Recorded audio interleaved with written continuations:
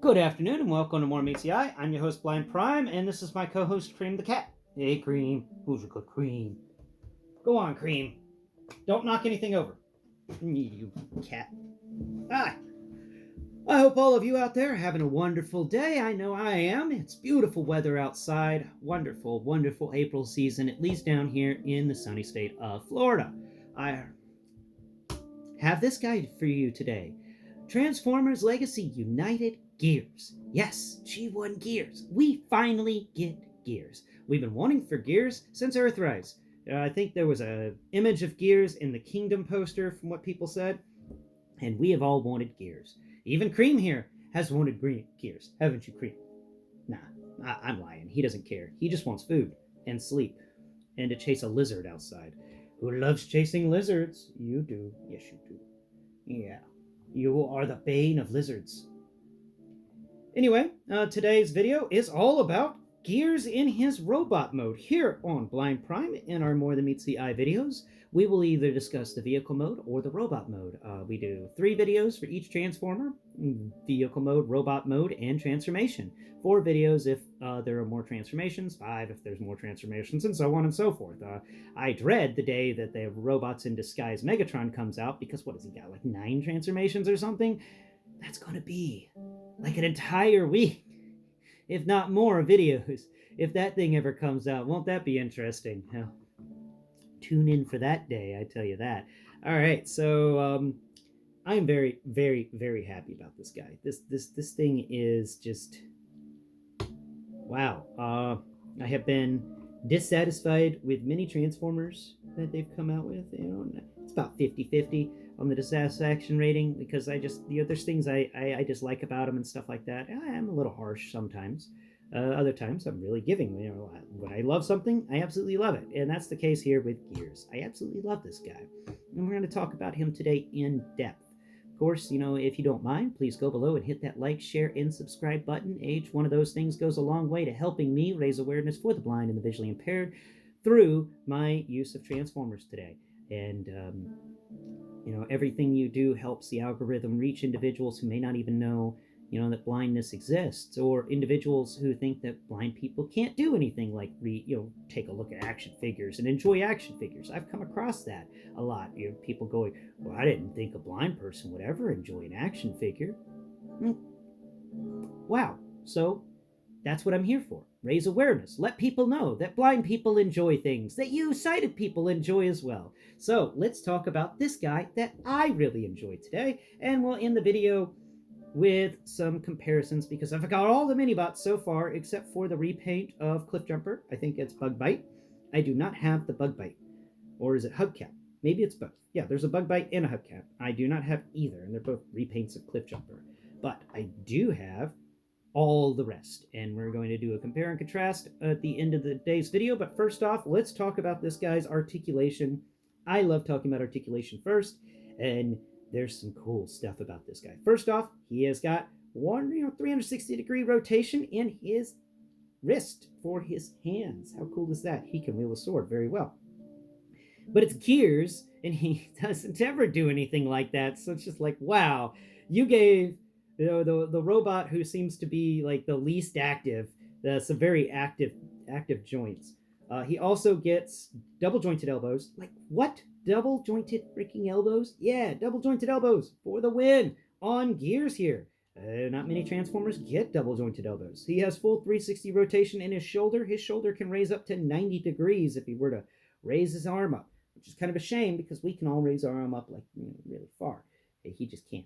But then again, it could just be, something wrong with his rotary cuff or something like that. He'd probably complain about it. I've got sand in my rotary cuff. I forgot what his voice sounded like. Anyway, he's got backwards butterfly. That's really nice. His head is on a ball joint, so it can look up slightly, it can look down slightly, it can crack its head left and right, and it can spin around and do the Exorcist thing. And now we come down here, we've got a 360-degree waist. We have legs that kick out at 90 on the side, add a little more than 90 on the front. I'd say that's 100. And then 90 on the back because of the backpack. He also has double jointed knees. Yeah, double jointed knees, a thigh swivel, 360 degree, of course, and ankle tilt. Yes, this guy has got all the joints He's got them all. He's even got a butterfly. Like, wow, wow. The only thing he's missing is an ab crunch. And honestly, I don't think he needs it. It's gears. I never saw this guy bend over. Okay, he does not need an ab crunch. It's gears. It's still really cool that we get as much articulation with this guy as we do. I love it. I love how much articulation comes into him, and that is definitely going to help him in the final grade. Now, let's go over the sculpt and the feel of him, and then we'll discuss the accessory. So sculpt wise, let's actually talk about his chest first because it's got a lot going on in here. So first off, we've got this really cool vent action going in the center of his chest. I appreciate that this chest seems to be sculpted some sort of, like some sort of chest piece, and it does come in play really well in the transformation. I do love this thing's transformation. We're going to talk about that tomorrow. Anyway, raising his chest plate up, we are introduced to his chest area, and now he is the only deluxe class figure that has a chest that raises up and reveals something underneath it. I think that's really cool. The other characters we've had that have chests that open up are, of course, the cassette bots, Soundwave and Blaster and Sound Blaster and Twin Cast. And then, of course, we've got Optimus Prime and Ultra Magnus from Studio Series 86 and Rodimus Prime, the Commander class. So, 2 Commander classes and a Leader class. And can I think of another one? Is that it? Yeah, that's it. That's it for chest openers, oh, wait. Death Source had a big opening chest. Yep, Death Source did too. So that's all the Transformers. And Gears is now in that special little club. Isn't that neat? So we're going to come over here and feel inside. He's got a little bauble, little round thing in the top right-hand corner of his interior chest area.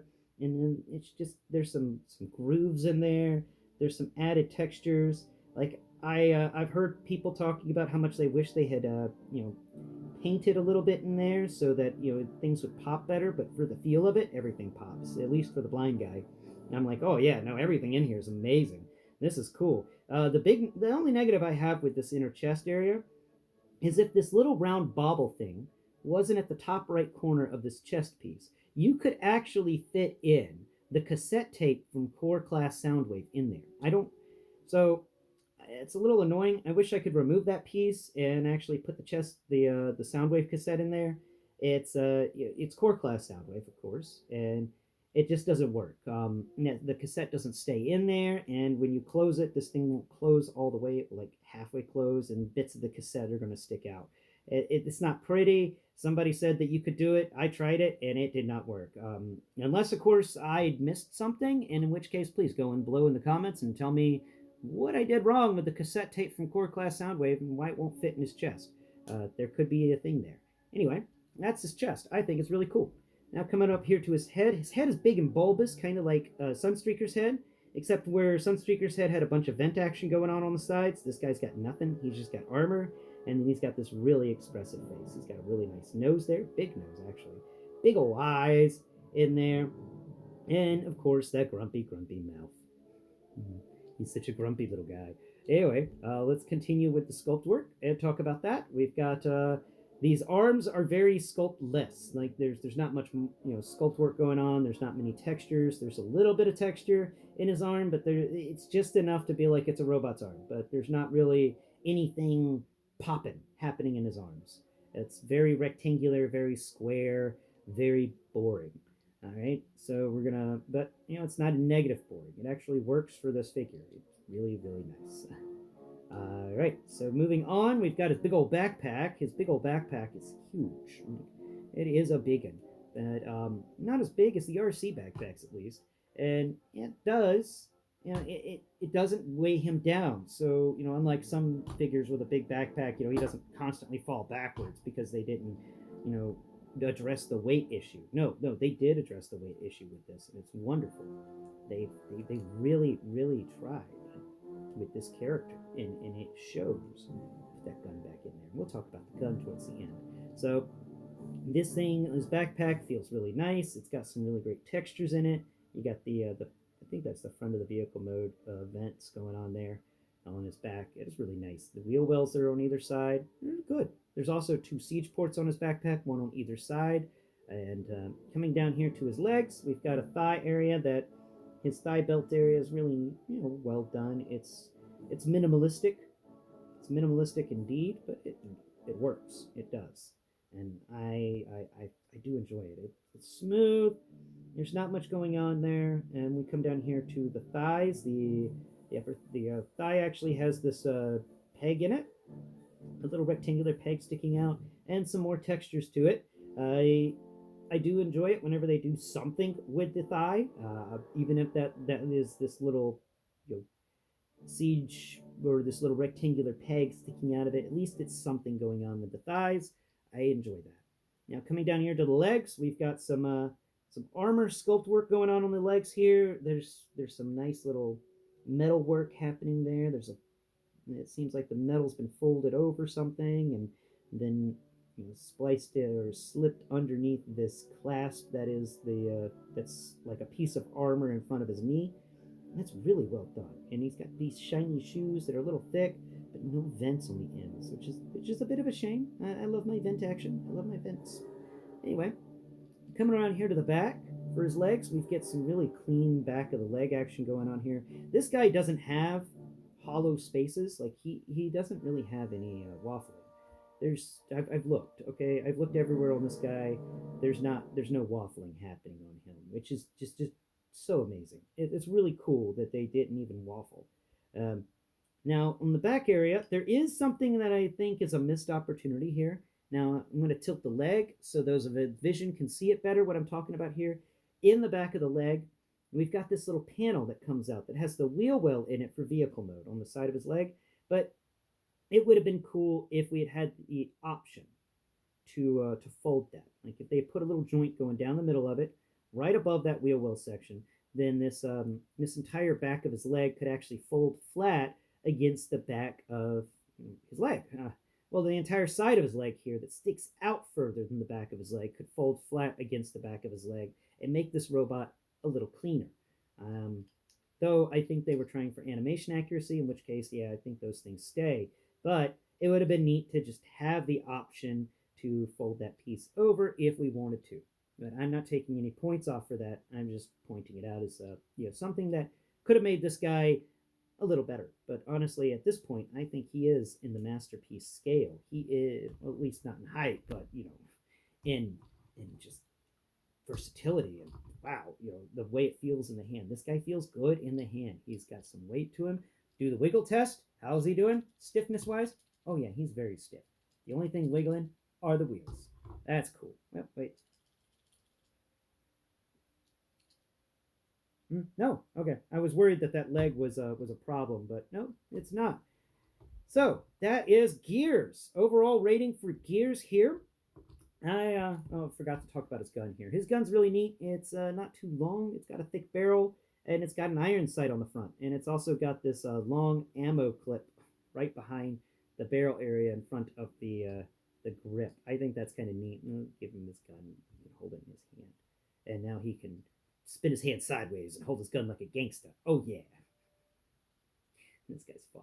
All right, so now we're gonna talk about his grading. I think, personally speaking, I see this as being one of the best Transformers of the year, and I'm giving this guy a straight up 10 out of 10.